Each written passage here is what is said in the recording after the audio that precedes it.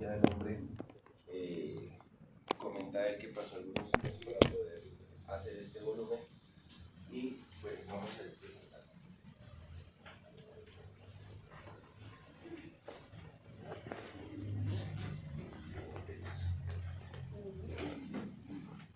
Bueno, en contenido vamos a hablar sobre el autor, la obsolescencia del hombre, la tercera revolución para contextualizar en lo que entra, y ya estos son los 3 capítulos que leímos para poder hacer la exposición.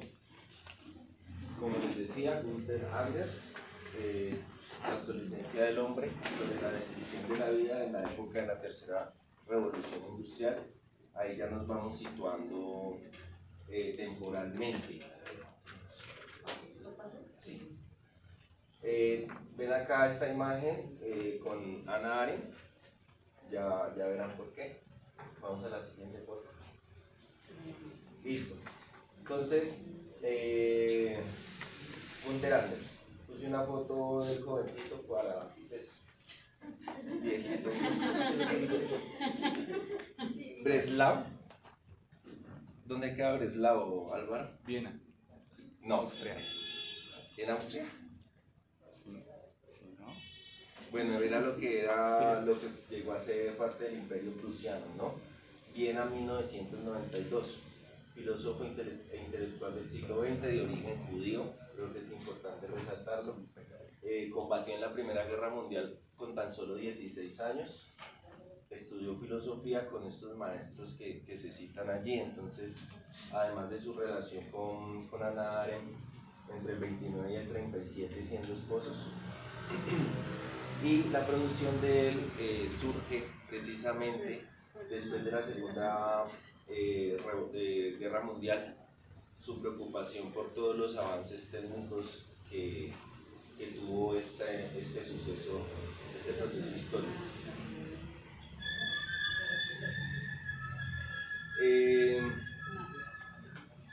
Como nos han enseñado más o menos a trabajar en los sábados en el seminario de metodología, quisimos poner un poco en qué se basa el autor desde estos 4 puntos: enfoque, tiempo, objetivo y metodología. Entonces se dice que lo que él hace es una filosofía de la técnica, o más precisamente una antropología filosófica. Entonces él se va a basar, como se dice enseguida, en la tecnocracia. El tiempo es la época de la tecnocracia, o lo que él relaciona con la tercera revolución industrial a partir de la Segunda Guerra Mundial. ¿Qué busca él o qué procura en este libro? Comprender las transformaciones que tanto los hombres en cuanto y como humanidad han sufrido y siguen sufriendo por el establecimiento de la tecnocracia,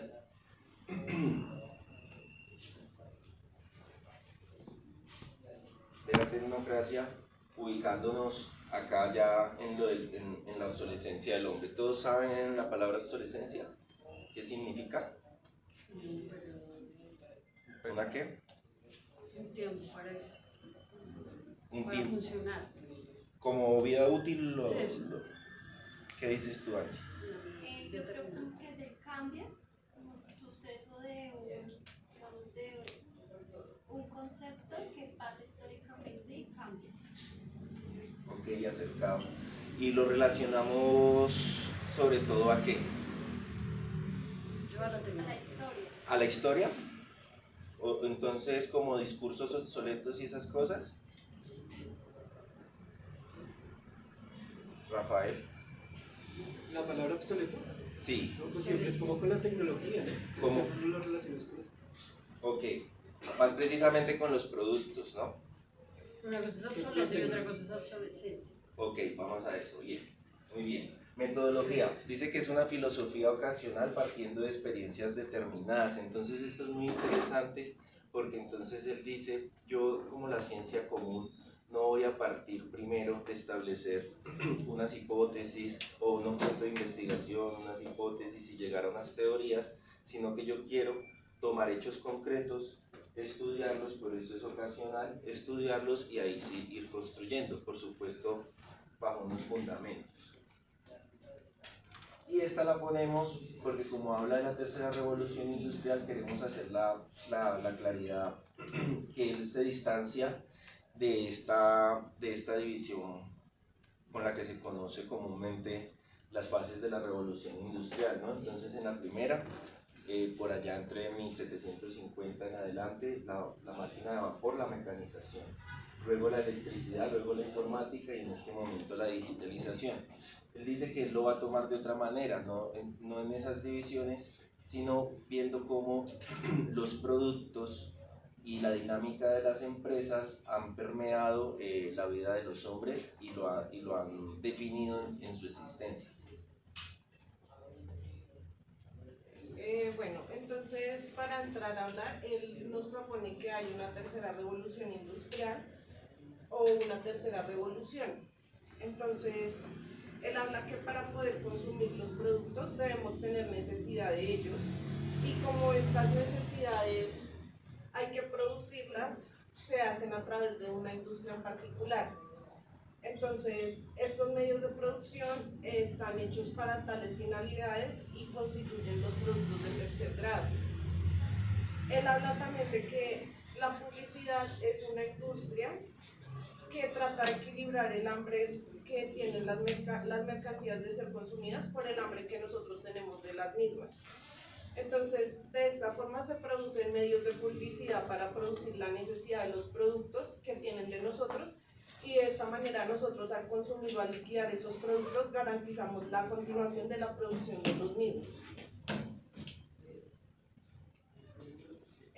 Bueno, pues hay una frase como que me quedó sonando mucho de él, que es que no solo se puede hacer lo que se debe hacer, sino que también lo que se debe hacer no es lo inevitable.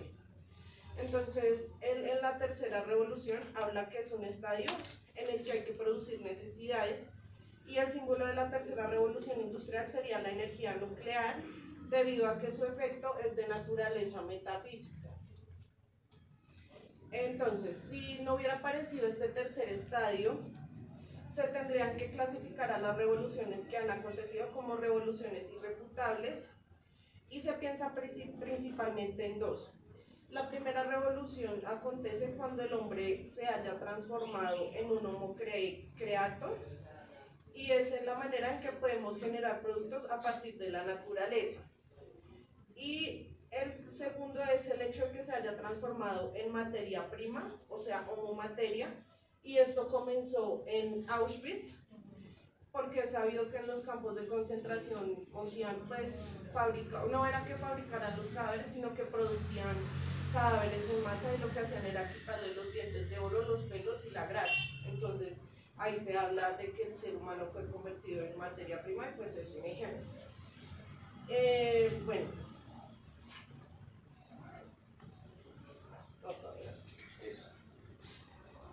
Bueno, lo que ha tenido lugar en el curso de la historia de las ciencias naturales ha sido considerar al hombre también como un hombre máquina o como un home machine, dado que el mundo es considerado por principio como la materia prima, pero el hombre, como hace parte del mundo, debe ser tratado como tal también para no contradecir este principio. Y aquí, Juliana, también Auschwitz, todo lo que requirió en términos de organización empresarial para que pudiera funcionar desde el mismo transporte de los judíos hasta todo el proceso pues, que conllevaba allí adentro.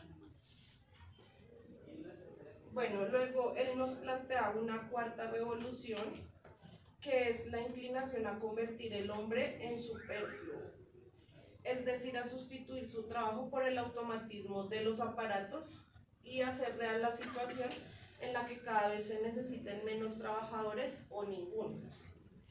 La tarea de la ciencia actual pues ya no consiste en rastrear la esencia secreta o la regularidad del mundo, sino en descubrir el caudal aprovechable. Entonces él en el libro decía que la luna tenía que servir para algo, que hoy ya no se pensaba por qué está ahí, sino para qué está ahí, para qué nos sirve, y siempre se busca como una funcionalidad y buscar como el provecho de las cosas. Bueno, y el capítulo 1, entramos a la obsolescencia de la apariencia. Es un capítulo muy cortico, son 2 hojitas, y pues él ahí nos plantea que los objetos tenían una apariencia que nada tenían que ver con su esencia. Entonces, por ejemplo, él plantea las latas de gas en Auschwitz, que tenían la misma apariencia de las latas de fruta o de comida, y como que no se veía en sí lo que contenía. Entonces, él hablaba de que había muchas figuras así. Entonces, esta ostentación negativa es más de lo que parece y no se dio nunca antes en la historia, en la medida en la que su extrema apariencia no coincide con su esencia. Las cosas carecen de voluntad de expresar lo que son. Tales aparatos ya no son fenómenos si estos se entienden, como lo dice Heidegger, como algo que se muestra. Al contrario, su presentación consiste en que no muestran lo que son o en que sean lo que esconden. Entonces, pues ese sería como el ejemplo. Sí, y es muy importante porque entra diciendo que este es un fenómeno muy actual, que anteriormente los objetos sí dejaban ver como su funcionalidad, ¿no? Que en la actualidad ha cambiado eso, y pues creo que el ejemplo del ciclón B y de la lata de conservas pues es muy diciente, al igual que dice una empresa nuclear, si usted la ve de lejos pues podría ser una empresa más. En el capítulo 2 tenemos la obsolescencia del materialismo. Entonces dice que ya hemos llegado a una segunda era platónica, que lo vamos a entender en las siguientes viñetas. En la segunda viñeta que quisiera que ustedes me colaboraran, en la época de la industria de masas, dice, corresponde un mismo grado de ser como idea suya al objeto en particular.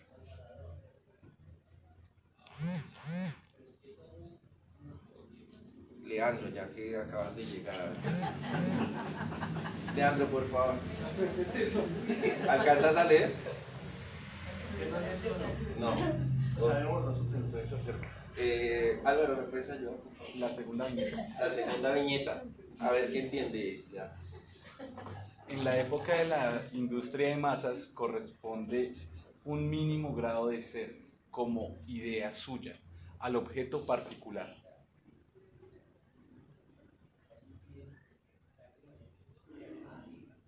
No vayan a leer las demás viñetas. ¿Para qué les dije? Corresponde un mínimo grado de ser como idea suya al objeto en particular, al objeto particular. Sí, es decir, que ya no se parte de la singularidad, sino de una explicación general, ¿sí? Y de unas acciones que, digamos, ya partan de la universalidad del saber, en este caso lo productivo, y ya no sé, digamos, ya no necesito que tú pienses por sí mismo, sino que cumplas una función masificadora. Pero que tú, ¿por qué tú? Si estamos hablando de un objeto en particular. Pero el objeto en particular deja de lado el sujeto, o sea, es cumplir con una tarea. Sí, aquí estamos puntuales a la técnica de la producción en masa de productos. Entonces sería un objeto en particular. Vamos a ver si lo entendemos. El objeto producido es solo una imitación de la idea y por tanto un no ente.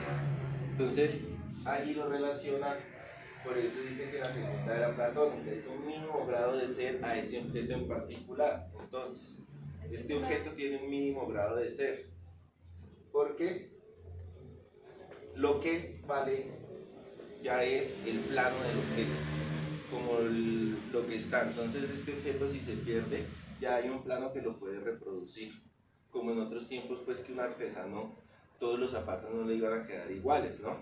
Entonces ahí ya ese objeto es un no ente según esto. Entonces para irlo relacionando ya con lo legislativo, patentar un invento significa proteger una idea frente a su imitación y su uso. Y entonces ahí entra una confrontación que el autor propone con Platón, que hoy en día se habla de producción de ideas, ¿no? O sea, Platón no consideraría que una idea se produce, sino que están y se van encontrando. Ah, perdón, es que me faltó para la introducción esto que había puesto pequeñitico precisamente para que no vieran. ¿Qué vale la bombilla de la empresa tal y tal y el número 7843539930 frente a su modelo no físico, y ese sería el plano que ya está, y digamos si se da a cualquier industria con gente cualificada podría producir ese mismo producto. Sí, por favor. El número de nuestras ideas actuales es infinito e infinitamente creciente mediante la inflación de inventos que para Platón nunca se presentaron como producción de ideas. Creo que podría ser como a modo de síntesis. ¿Sí? Sí, por favor.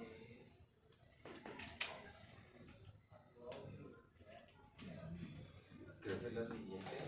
Desde la de trabajo, sí, la anterior. Sí, Primero había es dejado este, la de luego la otra. ahí, porque descargamos desde Slide en PowerPoint se nos descuadra un poquito. No, mejor el mapa conceptual. ¿Este primero? Sí, no, este es el anterior, sino que no borré el anterior. Entonces, Es el mapa. El mapa conceptual. eso. El capítulo 3 y el final, la obsolescencia de los productos. Entonces hay 5 aspectos que se relacionan. Entonces, dice, voy de izquierda a derecha, en sentido contrario a las manecillas del reloj. Los productos seriados han nacido para morir, son caducos y pasajeros. Entonces eso es ya puntualmente la obsolescencia. Entonces hoy se producen productos que tienen una vida útil fija, y si han visto que recurre cuando uno busca imágenes relacionadas al tema, es muy recurrente encontrar el bombillo, y fue porque así empezó también como la idea de, oiga, hay que limitar ese uso, esa vida útil, para poder que esto dé más plata, nos dé más utilidad, más beneficio. Entonces ahí sale, por ejemplo, los bombillos con horas limitadas, ¿no? 1000 horas, 2000 horas, bombillo de 1000, bombillo de 2000, bombillo de 3000. Pero si ustedes recuerdan, por ejemplo, las neveras antiguas, de esas que uno le tenía que dar picahielo para descongelarlas, o dejarlas descongelar y era un río de agua luego, esas neveras duraban 60 años. Hoy en día más o menos la vida útil de una nevera es 7 años y bien tratada puede durar más, ¿no? Y así todo, ¿no? Los audífonos, por ejemplo, esos audífonos de 3000 pesos duran 2 puestas. Encuentran ese precio, no se encuentran. Duran 2 puestas. Y entonces aquí ya entra una idea que me pareció bonita, pues encontrar a un autor de ese talante también, y es el final de una virtud. Y dice, la humanidad, que trata al mundo como mundo de usar y tirar, también se trata a sí misma como de usar y tirar. Y es esa falta de conciencia, ¿no? Y él lo relaciona con, esto es una falta de respeto. Esto es una falta de respeto con el mundo en el que vivimos. Esta también es muy interesante porque ahí ya empieza a plantear lo dialéctico, como entrar en más consistencia filosófica. Y dice, de construir y reconstruir ya no se contraponen. De construir y reconstruir ya no se contraponen, sino que tienen su origen en una única raíz, en el principio de reproducción. Entonces dice que la industria, hoy consciente dentro de sus intereses precisamente la muerte, la destrucción del objeto, porque eso le permite reponerlo prontamente en el mercado, y eso lleva a la vida de la industria. Me devuelvo porque se me olvidó algo importante acá en son caducos y han nacido para morir. Él lo relaciona, él dice, esto es muy teológico, porque entonces todos tenemos una muerte, y entonces los productos han nacido para morir. El cuarto aspecto, hacer lo más corto posible el espacio de tiempo entre la producción. Perdón, este es el cuarto, este es el quinto, aquí me equivoqué. El producto no llega en absoluto a esa duración que se exige como condición para que un bien se convierta en propiedad. Se dice que ese acápite del capítulo se llama la propiedad no deseada. Entonces existe la idea de que cuando el producto entonces llega a mí, ya es propiedad mía. Pero entonces él dice, llega a ser una falacia, porque es que el producto tiene una vida útil ya determinada. Entonces él es suyo permanentemente. Y cuando ya deja de ser suyo esa propiedad, pues va y busca otra propiedad. algo así como endilgar, ¿no? Como un préstamo podría también entenderse. Hacer lo más corto posible el espacio de tiempo entre la producción y la liquidación del objeto. Y este acápite se llama algo así como al calor de la industria. Y es como, pues más nos llama el pan recién hechecito, ¿no? Más nos lleva ya a comerlo. Asimismo dice él, entre más fresquecito esté, entre más recién salidito de fábrica, pues más ganas darán de consumirlo. Yo pensaba en esos iPhone, ¿no? Que de uno a otro modelo pues los cambios son mínimos y aún así la gente por eso que ya consumimos, y lo que decía Juliana es fundamental, que lo atraviesa todo, que es la publicidad, ¿no? Que nos crea esas necesidades. Y eso sería. Dejamos la presentación, ¿cierto? Sí. ¿Alguna pregunta, compañeros?